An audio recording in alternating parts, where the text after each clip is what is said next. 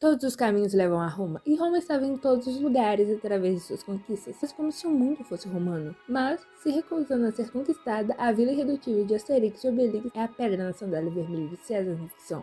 Porém, o que podemos aprender sobre o louco Império Romano através desses quadrinhos?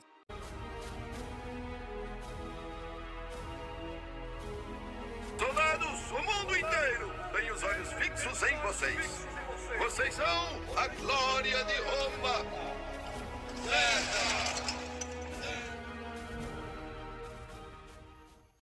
Olá, meu nome é Sara e sejam bem-vindos ao canal mais animado. E com esse vídeo você terá uma verdadeira mini enciclopédia sobre o mundo romano focado no período antes de Cristo, porém também no legado romano nos dias atuais. Meu reinado terá tanto impacto que daqui a 2000 anos as pessoas vão dizer: estamos no ano 2000 depois de JC.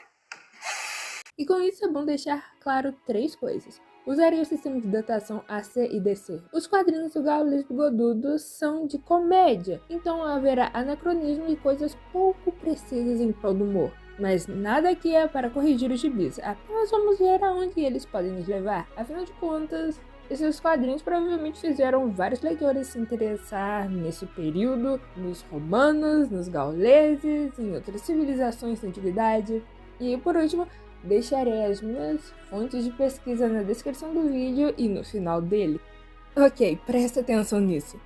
Os 3 períodos de Roma foram a monarquia, a república e o império. Com Júlio César, Roma, que já havia dominado outras terras, expandiu significativamente o seu território e influência. Porém, nesse período, Roma ainda não é chamado de império. Por mais louco que possa parecer dizer isso, Júlio César nunca foi imperador de Roma. Mas seu sucessor, Augusto, esse sim foi o primeiro imperador do Império Romano. Mas apesar de ser historicamente errado dizer Império Romano antes de 27 AC, não é ilógico chamá-lo assim devido ao grande domínio e poder que Roma já exercia no mapa. Então, só tenha essas informações em mente. Terras dominadas.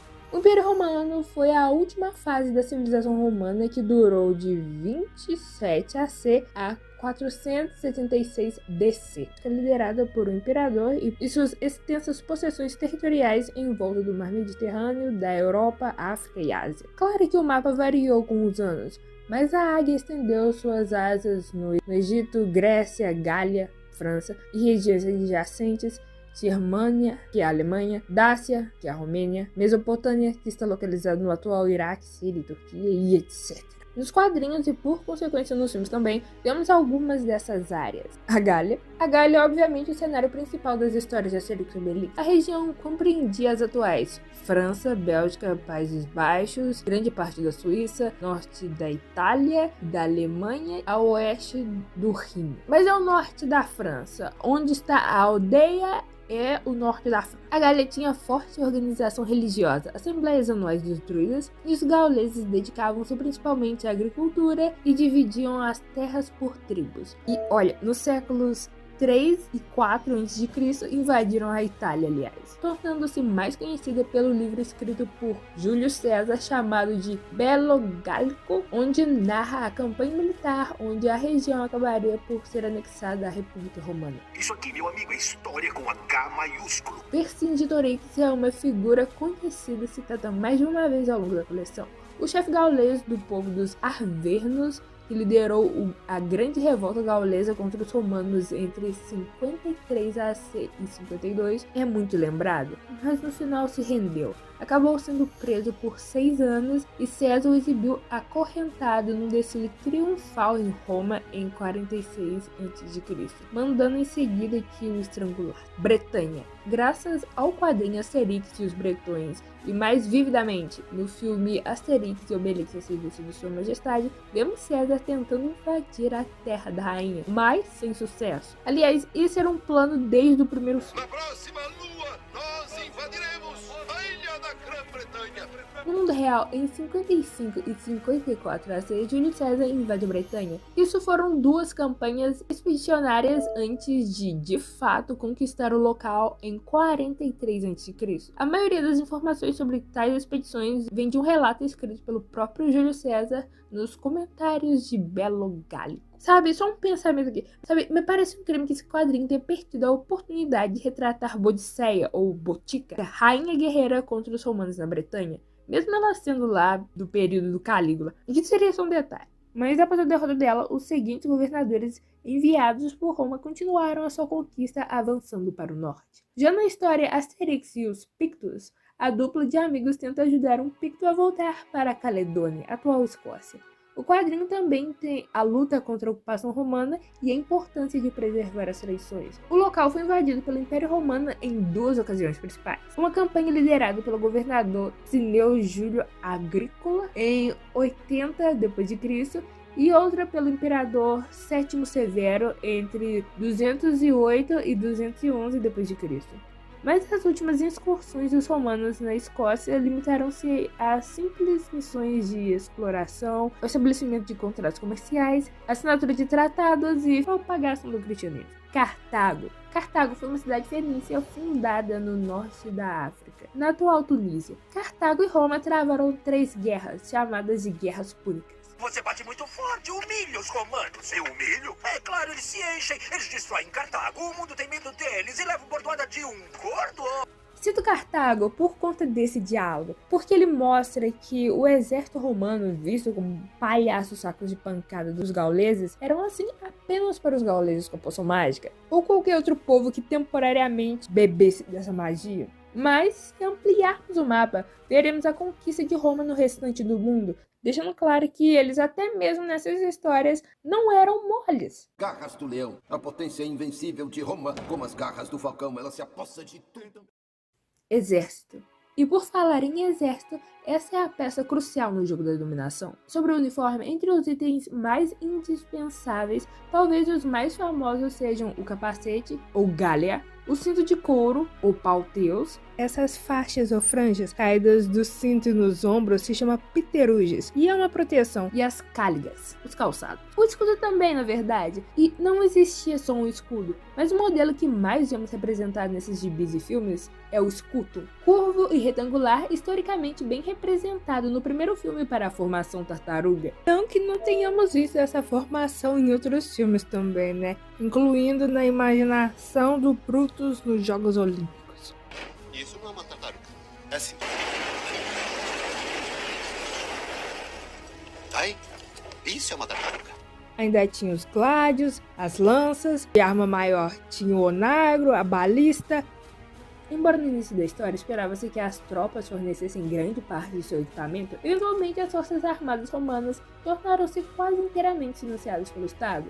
No começo, o exército romano era formado principalmente por cidadãos romanos com propriedades, mas Caio Mário fez uma reforma para que as classes mais baixas também pudessem se alistar. Assim, eles vislumbravam ganhar recompensas de status e despojo em campanhas vitoriosas. Era uma grande oportunidade para melhorar suas vidas, mesmo com risco de morte. As tropas podiam ser compostas por romanos de fato, mas com a expansão territorial também foi necessário agregar em suas linhas aliados itálicos e homens dos territórios conquistados. Esses fatores tornaram possível ver Asterix e Obelix se alistando em Asterix, o Legionário, junto com um grupo de personagens de nacionalidades distintas, e ainda foi possível vermos um indiano de uniforme. Em O Presente de César, vemos o ditador conceder honestamisso a alguns de seus veteranos, ou seja, ele dá terra nas colônias a legionários que cumpriram 20 anos de serviço. Será possível, pois, se você vivesse o suficiente. Uma fonte minha e o quadrinho citam 20 anos, mas outras fontes também citam 25 anos de serviço. O exército guardava 2 partes de cada 7 do seu salário. Quando você se aposentava, entregava-lhe todas essas economias junto com um pedaço de terra. A ideia era recompensar o soldado e fazer Roma estar presente nos territórios recém-conquistados. No entanto, com o tempo, a crescente importância das tropas auxiliares, ou seja, indivíduos conquistados, isso também foi concedido a eles. Terra, dinheiro, não pagar impostos, a cidadania romana podiam ser suas recompensas ao final do seu serviço militar. Mas podia variar dependendo da situação econômica e do imperador. Mas você poderia sim se aposentar com conforto. Novamente, se vivesse o suficiente. Se fosse legionário, você também poderia faturar um dinheirinho extra saqueando os povos que conquistava. Podia levar dinheiro, animais e até prisioneiros vivos para vender como escravos. Agora eu gostaria de começar a destacar a influência de Roma na religião cristã. Por mais que você não seja católico, com o histórico dessa religião nos países da Europa e em nosso país, as imagens de São Expedito, São Jorge, São Sebastião e em menor grau São Longuinho são facilmente encontrados ao nosso redor. Ambos santos foram legionários romanos e morreram torturados por Roma por se tornarem cristãos. Torturas e punições. Claro que as recompensas que eles têm anteriormente eram para os que terminavam o serviço. Se você fosse desobediente ou desertor, o que eu quero dizer é que a disciplina se aplicava nas legiões. Não é só de promessas de presentinho que se faz o maior exército da história. Mas é claro que você não precisava estar no exército para ser corrigido. Flagelação. Uma sentença na qual o soldado era chicoteado perante sua centúria, corte ou legião. Cavalete ou potro, punição usada para obter confissões. A vítima tinha amarrados os pulsos e tornozelos que eram fixados em roletes. Uma manivela fazia a tensão aumentar, o que podia fazer um estrago nas cartilagens, ligamentos e nos ossos. Um estrago é eufemismo. Cruz. Essa era a sentença por traição a levantes militares, a terrorismo e tal. O político e filósofo romano Cícero considerava a crucificação a punição mais cruel e aterrorizante que podia existir. Onde as legiões romanas iam praticavam a crucificação, como na Judéia, província romana na época da condenação de Jesus. A civilização romana, gente, aqueles que achavam que não viviam na barbárie. Júlio César. O grande César. Vilão das histórias de Asterix, é um oponente digno. Aparecendo desde o primeiro quadrinho, ele está presente em vários álbuns com mais ou menos relevância. Em 60 AC, ele e os políticos Crassus e Pompeu formaram uma aliança. O primeiro triunvirato. Muito da historiografia das campanhas militares de César foi escrita por ele próprio ou por fontes contemporâneas dele. A maioria cartas e discursos de Cícero e manuscritos de Salustio. Apesar de César provavelmente ter exagerado os números para fazer sua vitória parecer maior do que realmente foi, a Gália realmente sofreu com a guerra e milhares de pessoas foram mortas. Em 50 AC, após 8 anos de guerra, a resistência gaulesa contra a ocupação romana estava completamente morta. Mas voltando a Roma, em momentos de crise havia o cargo de ditador para ser eleito. César foi eleito 3 vezes e mais uma 4ª vez com o título de ditador perpétuo. Ele foi ambicioso em seu governo, reduziu as dívidas com moderação, iniciou um grande programa de obras públicas, inclusive com a edificação de bibliotecas, estabeleceu colônias para os veteranos na Itália e ampliou a cidadania aos não-romanos. Júlio César mostrou-se mais benevolente com os inimigos do que com os líderes. Orgulhava-se de sua clemência e tinha os antigos adversários como seus clientes. A generosidade do nobre César é infinita. Sim, bem, quase. Como recompensa, César recebeu homenagens sem precedentes, como o assento de ouro no Senado e a renomeação do 7º mês do ano. Ele teve diversas vitórias militares, estava acumulando poder, mandou cunhar moedas com seu rosto, coisa que era apenas para divindades já falecidos, e passou a usar sandálias vermelhas, que os romanos associavam com reis. Então parte do Senado pensou, vamos matar esse cara. Estavam com medo que ele se embriagasse com poder e então mataram ele. Justificaram isso como para o bem de Roma, mas eles estavam interessados em manter seus interesses e privilégios. Depois dele uma guerra civil e depois começou uma era de imperadores, muitos dos quais estavam mesmo tontos pelo poder. De todo modo, isso foi um resumo e nunca veremos isso nas histórias de Asterix, o que não impede de vermos algumas boas piadas sobre. Para de brincar com essa faca, vai acabar machucando alguém. No geral, envolvendo Brutus, o filho adotivo que estava entre os assassinos e esfaqueadores. No filme dos Jogos Olímpicos, ele tenta matá-lo direto e até cita sua mãe, que seria Servilha, que seria uma das amantes de JC na vida real. Mas já que falamos de amantes, vamos para a Rainha do Nilo. Júlio César e Cleópatra, por algum motivo, fascinam a todos há séculos. 2 governantes poderosos da antiguidade. Enfim, eles foram amantes e nunca se casaram, apesar de que nos cómics e principalmente no filme Dos Trabalhos de Asterix e no filme O Reino do Meio, eles são marido e mulher. O que é bonitinho e é uma coisa que a ficção descompromissada de Asterix pode fazer. Já são um casal famosíssimo mesmo? Pronto, não são mais amantes, são casados. A história diz que César foi atrás de Pompeu no Egito e ele e Cleópatra se transformaram em amantes, ficando juntos em Alexandria por mais de 1 ano. Os dois não podiam se casar, pois a lei romana não reconhecia o casamento de um cidadão com uma não romana. Porém, o relacionamento com um bárbaro não era considerado adultério. Os dois teriam gerado um filho juntos, Cesarião, que apareceu no comic O Filho de Asterix. E se você não gosta da fase de Asterix, que é só o René Goscinny, esse é um álbum que eu recomendo, apesar do spoiler que eu acabei de dar. Como eu disse, não creio que veremos o fim desse vilão por mais de um motivo. O mais próximo que chegamos foi no filme animado Os 12 Trabalhos, com ele aposentando-se. Mas era um roteiro que não veio das HQs, e é tão nonsense com o final metalinguístico que não pode ser canônico. Ele permite que os gauleses sejam donos de Roma. Muito louco, mas o curioso é que ele estendeu o direito de cidadania romana para outras regiões dos vastos territórios romanos e admitiu que os gauleses ocupassem vagas no Senado. De todo modo, seu legado é tão grande que os governantes futuros, os imperadores, passaram a usar o nome César, sinônimo de poder. O título alemão Kaiser e o russo Czar vêm do seu nome. Ele é considerado por muitos acadêmicos como um dos maiores comandantes militares da história. Engenharia e arte. Então isto é Roma. Francamente, estou desapontado. A capital do Império Romano, fundada no século 8 a.C., é considerada uma das cidades pioneiras do Ocidente quando o assunto é organização. Essa sociedade teve como base a civilização da Grécia Antiga. Assim, Roma conseguiu fortalecer os costumes, aperfeiçoar o seu sistema político e também religioso, além de estruturar o comércio e a área habitacional como um todo. Trata-se de um bom exemplo de gestão eficiente, uma vez que era o centro desse imenso império. Contudo, além de trazerem enriquecimento, as conquistas também fizeram com que os problemas sociais aflorassem intensamente a partir do século II a.C. Durante o seu auge, a cidade de Roma ficou próxima da marca de 2 milhões de habitantes. Esse enorme grupo de moradores era formado por homens e mulheres de classes sociais bem distintas. Dessa maneira, as diferenças poderiam ser verificadas com facilidade, mesmo pelo mais alienado forasteiro. Aqueles que compunham a elite eram donos de vistosas residências e palácios requintados. Já o restante da população, a imensa maioria, se apertava nos prédios de vários andares com apartamentos pequenos sem cozinha e banheiro. É verdade que inúmeras obras de infraestrutura da Roma Antiga eram invejáveis naquela época. Havia o sistema de esgoto, mas isso era para os mais ricos. Os pobres jogavam seus dejetos pela janela e por aí vai. E esse problema sanitário sempre ajudou a propagar doenças. Isso, mas as aglomerações de gente, a falta de assistência médica, mesmo que você a tivesse, não significava muita coisa.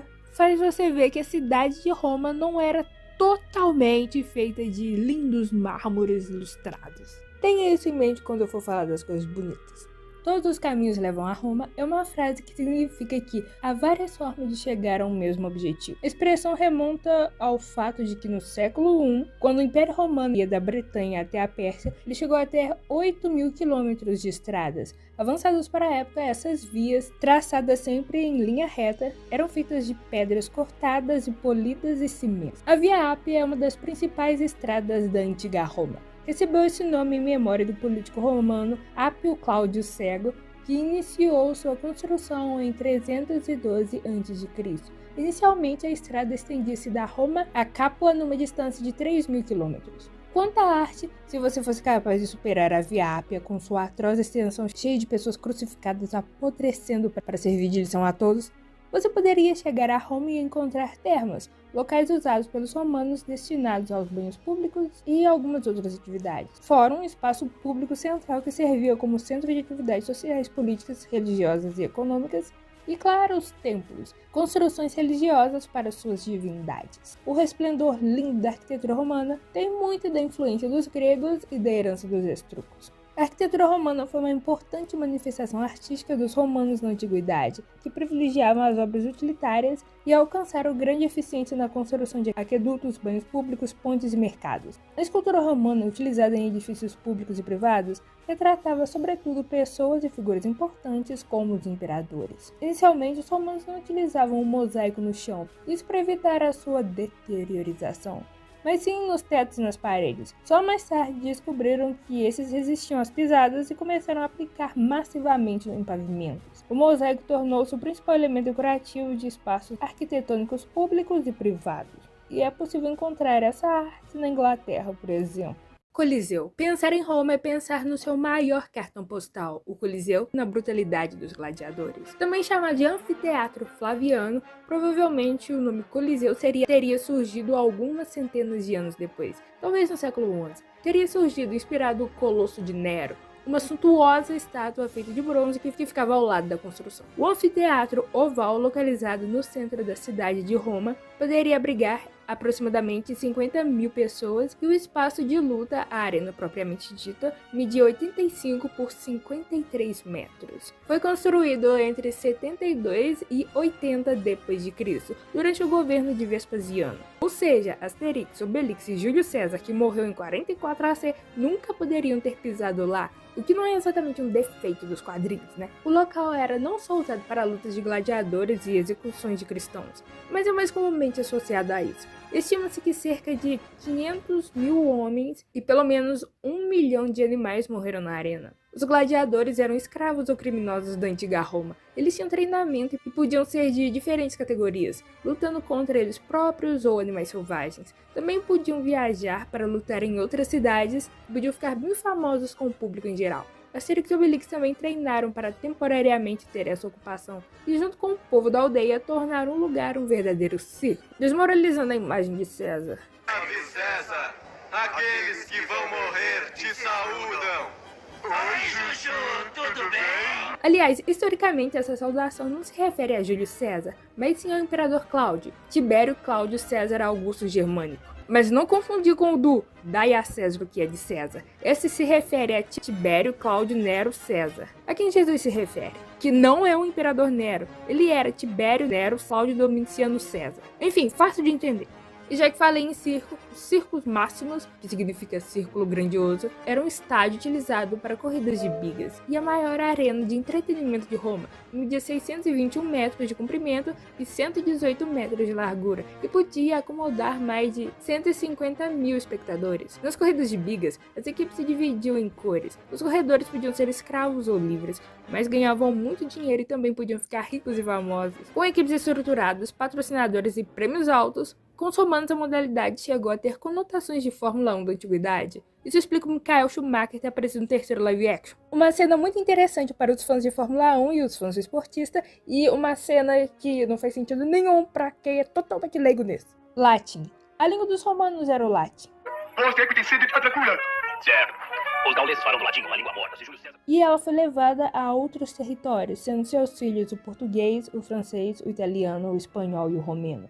Hoje, o latim é uma língua morta, porque não é oficial de nenhum país, além do Vaticano. Porém, está em uso em diferentes áreas. A ciência, por exemplo, usa o latim para dar nome científico a espécies de animais, plantas, bactérias, etc.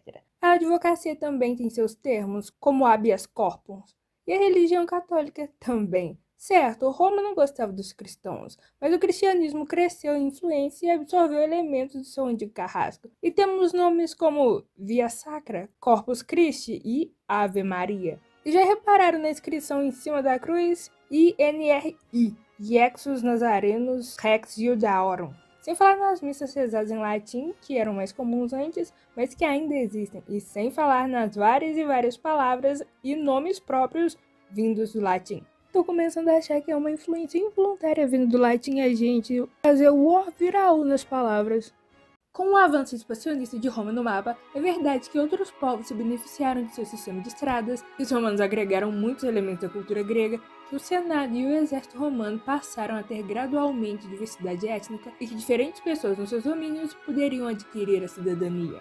Mas lembre-se de que as estradas foram construídas para beneficiar o deslocamento militar e o comércio, que Roma via outras culturas como inferiores e impunha a sua, que Roma nem sempre respeitava os acordos com os chefes locais e naturalmente torturava, escravizava e matava brutalmente os revoltosos. Conceder a cidadania romana não era um ato de generosidade porque outras pessoas poderiam aproveitar os privilégios de um romano, mas sim uma maneira de romanizar, de espalhar e intensificar o poder de Roma para e em mais povos. E tudo isso mantinha ilustrado a grande roda da cidade eterna. Por isso amamos os nossos gauleses, porque uma vilazinha de tirar-peixe desafia o poder do mundo romano e em mais de um ponto do globo, nos fazendo ficar curiosos por cada novo povo que vemos e por sempre vermos a presença da águia imponente que tenta se apossar de tudo. O que acharam do meu texto? O vídeo foi um verdadeiro trabalho de história. Nada mal para quem só não gosta menos da antiguidade porque existe pré-história. E Idade Média. E nem me venha dizer que Idade Média não é a Idade das Trevas, porque o que tem de ruim lá já é o suficiente para manter o título para mim. Quanto às minhas fontes, está tudo na descrição, mas gostaria de destacar o que não foi site, ou seja, o que não foi no geral Wikipedia. Esses 2 vídeos do canal Histórias Romanas e esses 2 maravilhosos livros, Segredos do Império Romano e Terríveis Romanos, da coleção Saber Horrível. E sim, é a coleção que Deu a Louca na História foi baseada, na qual eu também usaria como fonte, mas aí eu também ia querer usar documentários como fonte, e eu achei que já tava bom para todos os elementos de Asterix que eu gostaria de falar. Se gostou do vídeo, por favor, deixa um like e um comentário, e comenta, e todas essas coisas aí. E lembrança da César, ele fica uma graça de vestir.